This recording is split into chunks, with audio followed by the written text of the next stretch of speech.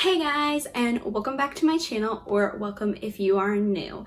So today we have another book review Friday that I'm very excited to talk about. I have some contradicting feelings about this book, but this is We Have Always Lived in the Castle by Shirley Jackson. So the only other Shirley Jackson book I've read is The Haunting of Hill House, which I have a review of on my channel. I did not like that book. It wasn't bad. It wasn't a bad book. I didn't hate it. I just didn't love it. I thought it was fine. I just didn't think Haunting of Hill House lived up to the hype that everyone said it was. Like, it was supposed to be this scary, awesome haunted house book.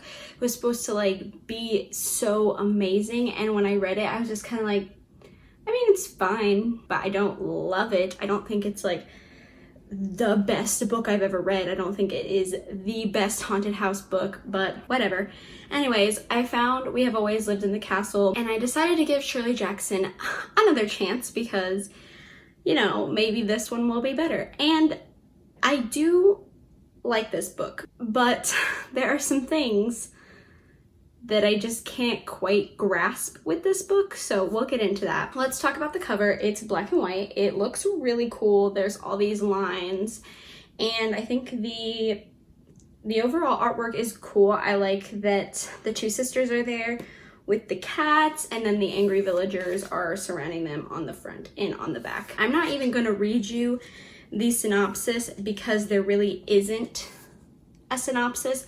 It's just like the first part of the chapter, and it doesn't really make any sense anyway. So I'm just gonna give you a rundown on the book and then my thoughts. This will probably be a quick video because the book is only 147 pages and there's not too much to talk about. 6 years ago, the Blackwoods were eating dinner and they did not know that their sugar was poisoned with arsenic.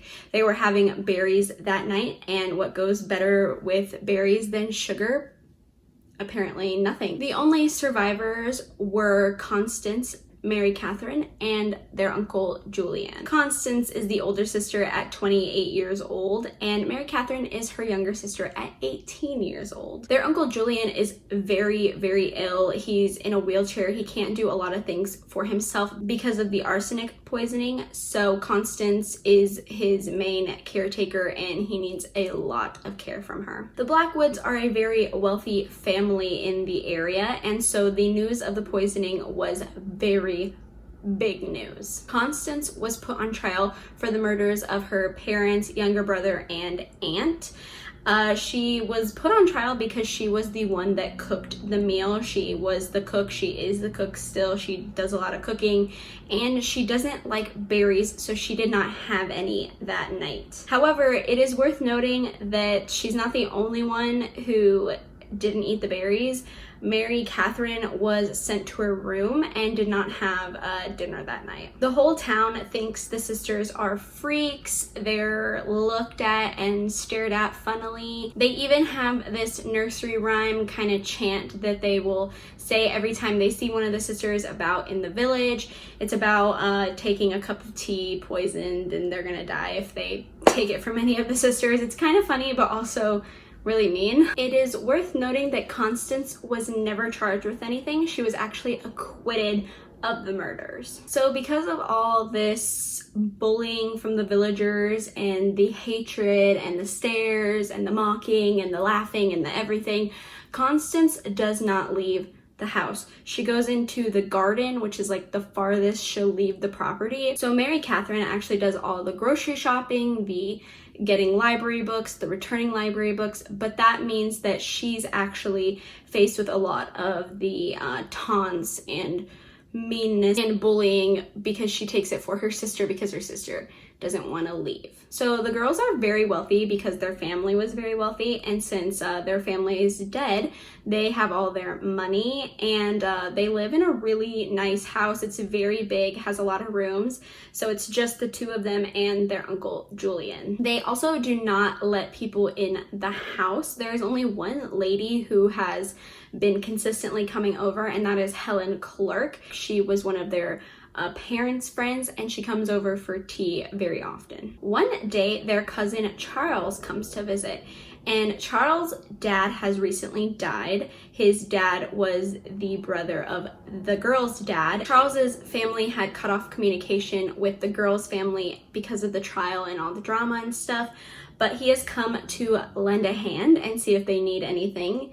However, it seems as though Cousin Charles, his intentions are not the most pure. So that's pretty much the book.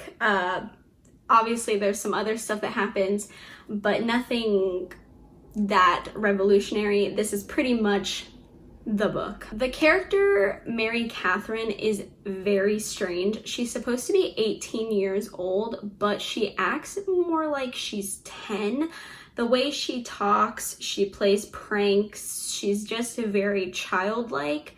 She's not very mature. Constance is very much a mother to Mary Catherine, and they love each other very much. They have a very close bond. They are very, very close. They love each other dearly, but it's more like mother-daughter than sister-sister. It's interesting. Mary Catherine also performs these little spells to protect their house, to not let anyone in, to, I don't know, just protect them all. She'll bury coins in the grounds. She'll hang a book from a tree with a nail. Like, it's just very interesting. I don't know if it's because she thinks she has magical powers or she just believes that doing that will equal a good outcome. I think she has some OCD tendencies. She does some things where I'm kind of like, oh, it's very interesting. There are two things that this book reminds me of. One is Lizzie Borden. If you've ever seen or heard of Lizzie Borden, I know Nicole Richie played her in like this movie thing, but Lizzie Borden killed her parents with an axe, and it's funny because she went to trial and I'm pretty sure she got acquitted and no one believed that she could have done it. It was very like, oh, she's just this girl, blah, blah, blah. And it's very funny because it's kind of like this book, obviously not an axe, but with sugar poisoning and arsenic and stuff like that. I also think it's funny that Lizzie Borden has a chant too. If you've ever heard it, Lizzie Borden had an axe. She gave her mother 40 whacks. When she saw what she had done, she gave her father 41. And then this book has a chant too, but I don't have it memorized, obviously, but it's like something about Mary Cat, would you like a cup of tea? Something about being poisoned. Mary Cat is Mary Catherine's nickname. So I think that's kind of funny and very like Lizzie Borden-esque. The other thing this book reminds me of is Frankenstein. Not completely, just like one little aspect, and that's the villagers' hatred for the girls. Reminds me of the villagers' hatred for the monster and Dr. Frankenstein and stuff like that, like that you see in the movies. The villagers really hate the girls. Like, they want them dead. They don't care who, like, what happens to them. They just don't like them. They just hate them. Pure hatred for these girls. There's one scene where the villagers have the girls cornered and they're chanting that rhyme at them. They're laughing. They're being very hysterical and like crazy, and it's a very weird scene. Very, very weird. It's very strange. The villagers go like mad. I have to say, I don't understand how this book is a horror book. It's not scary, like, in the slightest. I don't find anything about it scary. I think it's actually kind of funny. It's like more of a comedic book, and it's a little bit weird. There's some weird aspects. I don't get scary at all from it. I don't even really get creepy from it. There's no creepy feel. There's no scary feel. It's just funny and odd. Overall, I really do like the story of the book. I thought it was fun to read. The characters are very strange, and it's an overall very weird story. It's a very unique. I've never read anything quite like it, but I did really enjoy that you do find out who did the poisoning at the end. Well, kind of at the end, a little bit towards the end. You do find out who poisoned the family, which I greatly appreciated because I didn't want to keep questioning it, but I did have a feeling who it was, and I was correct. This is a very short book. It's only 147 pages, a pretty easy read for the time period it was written in, which was, let's see, how old is this book? 1962. I'm not a fan of the older, like, speaking when you read it. I don't love that. I have a problem with older books for that reason. I know that they're classics and blah blah blah, but like sometimes I just can't read in that kind of talk or tone. 1962 is not that bad, so this one wasn't awful, but some of the way it's written and some of the way the characters speak, I just don't love. That's just a personal preference though, but I did overall enjoy the book and I thought it was a pretty easy read. I much preferred this to The Haunting of Hill House. I did think The Haunting of Hill House was a little bit more scary than this one, but honestly not that big of a deal. The Haunting of Hill House wasn't too scary for me or scary at all, so this one isn't that far off, but I did think The Haunting of Hill House got a little bit of that creepy feel. I really liked the ending to this book. I thought it was very funny and very fitting, and I liked it. I thought it was good.